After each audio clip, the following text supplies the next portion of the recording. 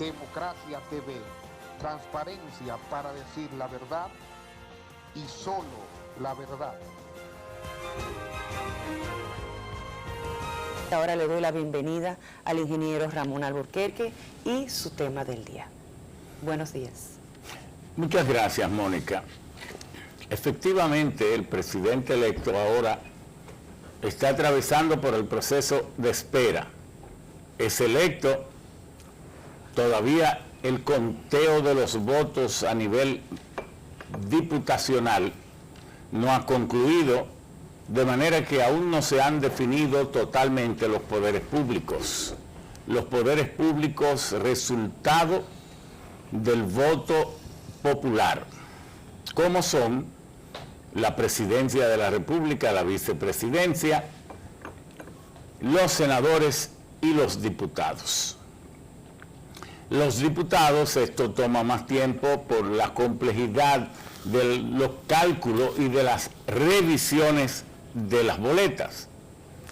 Pero eso habrá de terminar en unos días y ya sabremos, se estima, no se conoce a ciencia cierta, que en la Cámara de Diputados el PRM podrá contar aproximadamente 90 o unos cuantos más diputados. En el Senado posiblemente tenga alrededor de 19. Y algunos que resultaron en otras boletas, pero que son del PRM, como por ejemplo el de la provincia de Espaillat.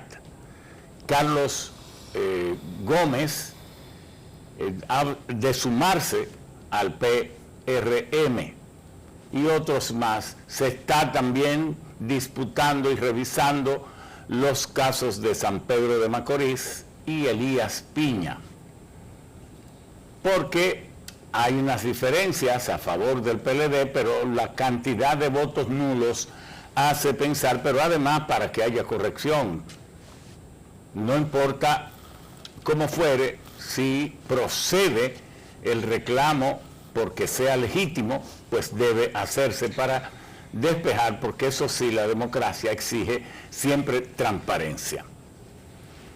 Ya hemos analizado en entregas anteriores el tema de la duración del periodo de transición y que el país carece de una ley de transición que prohíba que el gobierno saliente pueda firmar, pueda contraer, pueda erogar determinados actos y montos de dinero a fin de proteger las arcas y proteger la integridad del Tesoro Nacional, y también para que no imponga a las autoridades entrantes compromisos que a veces son irresponsables.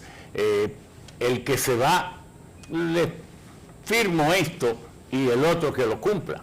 De todas maneras, hay que presumir la buena fe. Ahora el presidente, cuando vaya a la Asamblea Nacional, donde deberá jurar como presidente de la República, el artículo 127 de la Constitución de la República dice qué juramento debe hacer.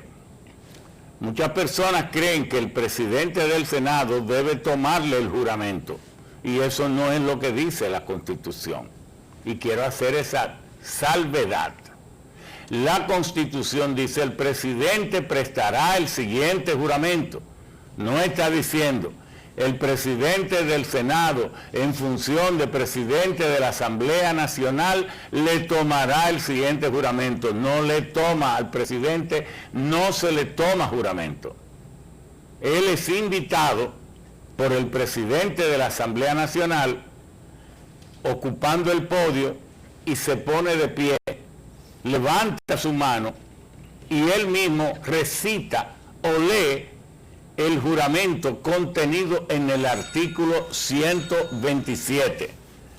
En el artículo 127, que dice: juro ante Dios, ante el pueblo, por mi honor, cumplir y hacer cumplir la Constitución y las leyes proteger y defender la integridad nacional, etcétera, etcétera, etcétera.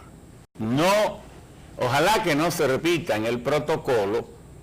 Nosotros nos hemos encargado de ir modificando en nuestro paso por el Congreso muchas cosas que se hacían incorrectamente, como aquello de que haya un militar detrás del presidente en la Asamblea Nacional, en el recinto más noble, más limpio y más cívico. ¿Qué busca un militar ahí? ¿Qué busca un militar ahí detrás? Eso tiene que ser el presidente y todo el civismo de la patria en la Asamblea Nacional. Hay incluso naciones donde a la Asamblea Nacional no pueden entrar militares. ¿Por qué se supone? Pero ese no es el caso de acá, pero estamos diciendo cómo se manejan los protocolos. Entonces, esa letanía de que levante su mano derecha, señor presidente, que hace usualmente el presidente de la Asamblea Nacional, y entonces él va diciendo para que el presidente repita, eso no es así. La Constitución no lo plantea así. La Constitución, artículo 127, dice, el presidente prestará el siguiente juramento, y entonces dice cuál es. Entonces, como el presidente en Estados Unidos, ustedes como en casi toda parte del mundo. Bueno, eso para un dato, para el protocolo, como también fuimos nosotros que corregimos aquello de que siempre se decía que el presidente presentaba o presenta cada 27 de febrero las memorias de su gestión anterior, de los ministerios de la gestión anterior ante la Asamblea Nacional, y eso no es así. No es ante la Asamblea Nacional, sino ante la reunión conjunta. Parece lo mismo, pero no es igual. La reunión conjunta de ambas cámaras la acuerda la Constitución de la República para recibir las memorias del presidente de la República cada año, pero no es Asamblea Nacional. Oigan qué tautología, parece una repetición, es la reunión de ambas cámaras, es en el Salón de la Asamblea Nacional, pero la Constitución se encarga de diferenciar entre lo que es una Asamblea Nacional y lo que es una reunión conjunta de ambas cámaras. De todas maneras, el presidente también en este tiempo estará meditando, analizando esa comisión de transición que él creó y la homóloga que creó el jefe del Estado hasta el 16 de agosto, Danilo Medina, pues estarán recibiendo informaciones y sobre todo la información sobre el estado de las finanzas públicas, el estado de las deudas, el estado de los vencimientos, el estado de los contratos, las responsabilidades que debe cumplir el gobierno. Todo esto y sobre todo el estado de las recaudaciones saliendo de estos 4 estados de emergencia, y ahora parece que hay un quinto que es peor todavía, porque se dice que la pandemia ahora recrudece con más fuerza que en los 4 estados anteriores, y se habla incluso de otro reconfinamiento, lo cual sería muy perjudicial. Y queremos concluir este comentario de hoy, gracias a Mónica y gracias a Omar, diciendo lo siguiente. Desde el primer momento no somos infectólogos, ni somos epidemiólogos, ni somos neumólogos, pero sí somos personas de ciencia. Nos formaron las universidades, parte de universidades con mucho prestigio a nivel mundial, y tenemos algo de dominio del método científico. Y el método científico es válido, no importa el campo de estudio, del conocimiento, de la naturaleza en que se aplique. Desde el primer momento, cuando oímos a Tedros Adhanom, el director general de la Organización Mundial de la Salud, plantear el protocolo para combatir la COVID-19 en base al confinamiento y en base a las medidas preventivas en ausencia de medicamentos eficaces y sobre todo de vacuna, dijimos lo siguiente: nos parece que eso es totalmente errado. Es correcto lo de las medidas preventivas sanitarias.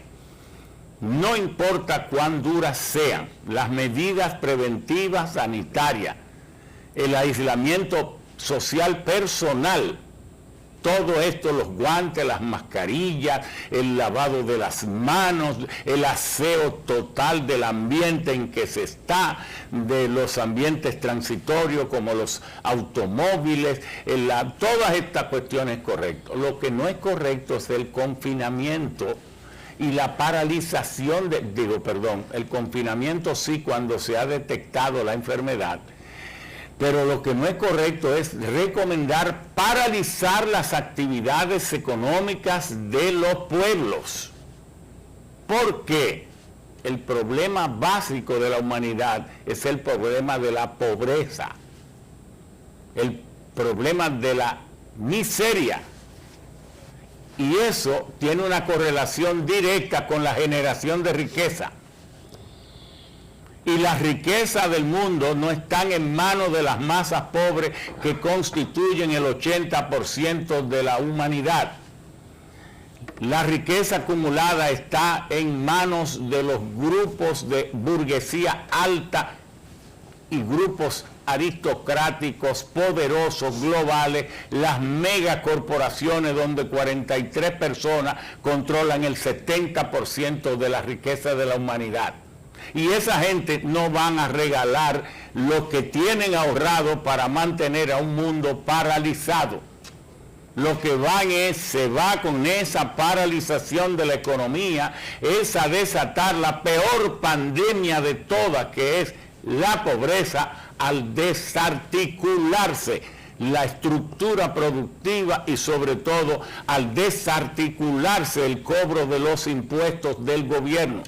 Porque como quiera que se critique, tiene que convenirse que el único que realmente asiste a los pobres es el gobierno. Mientras más transparente, más noble, menos corrupto, mejor lo hace. Por eso el de aquí no lo hace también por lo corrupto que ha sido. Y nos toca ahora iniciar una nueva versión en este cambio de época a partir del 16 de agosto. ¿Y por qué es un error la paralización de la economía para combatir la COVID? Porque ya hemos dicho, los microbios tienen en este planeta más de 3.000 años, esos son los datos científicos, 3.000 millones de años, porque son los dueños del planeta, porque por los microbios empezó la vida. Y los seres humanos, como una especie evolucionada muy posterior, apenas tienen 10 millones de años. El hombre se hizo bípedo cuando empezó su evolución como especie humana, el Homo erectus, hace 2 millones de años. De esto, la arqueología y la arqueología antropológica tiene sobrados documentos, testimonios, pruebas. Y la inteligencia humana se disparó a partir hace 650.000 años, cuando el hombre aprendió a producir el fuego a voluntad, conocía el fuego, pero no podía reproducir el fuego donde quiera que quisiera hacerlo. Conocía el fuego por los incendios que causaban los rayos, conocía el fuego por los volcanes, conocía el fuego por los brotes de fuerzas y calores geotérmicos que brotan y entonces generaban fuego. Conocía el fuego por porque el polen, sobre todo de las coníferas, se enciende fácilmente. Conocí el fuego porque hay emanaciones de gas natural. Incluso el ser humano se entierra 7 pies bajo tierra, porque si usted lo entierra a flor de tierra, entonces a 2 pies o a 3, entonces cuando empieza a descomponerse, los gases que emanan de la decomposición de la materia orgánica crean lo que se llama el fuego fatuo, que es que de noche usted ve el gas natural, el metano, con una llama porque se enciende solo. Conocía el fuego, lo que no podía era reproducirlo donde él quisiera. Y entonces aprender a conocer y dominar el fuego le fue al hombre todo, porque solo podía vivir en lugares cálidos, en climas tropicales, pero cuando aprendió a producir el fuego a voluntad, entonces se pudo ir a la zona fría, porque si no el frío lo mataba. Pero además aprendió a vivir de noche, porque cuando venían las noches, si no conocía el fuego, tenía que esconderse en las cavernas porque las fieras se lo comían. Entonces, ¿qué hizo él cuando aprendió a dominar el fuego? Hacer piras, fuego, fogatas y hacer teas. Entonces era él que iba dominando los ambientes. Pero sobre todo, el conocer el fuego le dio la oportunidad de cocer, de cocinar, de cocer los alimentos, y los alimentos cocidos se digieren en 1/10 parte del tiempo que los alimentos crudos. Por eso es que las vacas, los animales herbívoros, los simios, pasan toda parte de su vida, gran parte de su vida, buscando alimento, comiéndolo y acostados digiriéndolo, por el tiempo que les toma digerir los alimentos crudos. Pero si los cocina, entonces les sobra tiempo para jugar, para imaginar, para pensar. Y el Homo erectus al principio solo tenía 300 cc de cerebro, pero al final, cuando casi le entrega ya por la evolución al Homo sapiens, ya su cerebro tenía 1300 cc. Entonces, ¿qué quiero decir con esto? Que los microbios no nos vamos a esconder de ellos porque no podemos, porque los tenemos dentro, la flora microbiana, y los tenemos en nuestros propios organismos.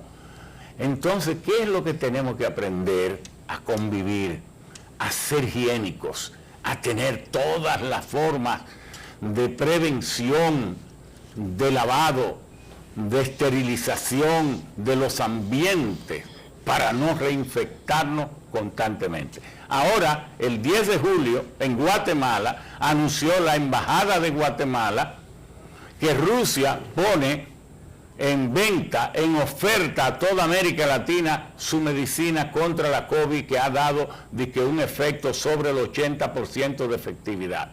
Eso será dentro de unos días, el 10 de julio, será en la ciudad de Guatemala, entre el Centro de Investigación y de Producción de Alimentos y la Embajada Rusa en Guatemala, en conjunto harán este anuncio para América Latina. Todavía no han recibido órdenes de compra, pero queremos cerrar diciendo que uno de los problemas que tendrá el país, República Dominicana, es cuando llegue la vacuna, el poder tener vacunas suficientes, sobre todo para los más pobres, los más débiles, para la mayoría del país. Porque las mega farmacéuticas, y ojalá de Rusia no tome el mismo sendero, es dominado por los países ricos. Ya Estados Unidos, este medicamento que produjo la mega farmacéutica Gilead, ya le compró el 95% de su producción para usarlo en Estados Unidos. Quiera Dios que al surgir las vacunas, cuando surjan, entonces el problema no sea cuándo nos toca a nosotros después que los ricos, y qué método de producción masiva tengan estas vacunas para que a nosotros nos alcance antes que nos mate. Entonces, de todo eso seguiremos hablando en nuevas entregas. Muchas gracias, ha sido todo por el día de hoy, y dejo este espacio maravilloso de la democracia desde que Pericles la creó 3 siglos antes de Cristo allá en Atenas, y luego la recrearon el genio de los padres fundadores de la democracia de Estados Unidos de América en 1776. Este espacio maravilloso de la democracia lo dejo en manos de Mónica y de Omar. Muchas gracias. Muchas gracias, Ramón. Ahora vamos a unos cortes comerciales y regresamos en breve en Democracia. Transparencia para decir la verdad y solo la verdad.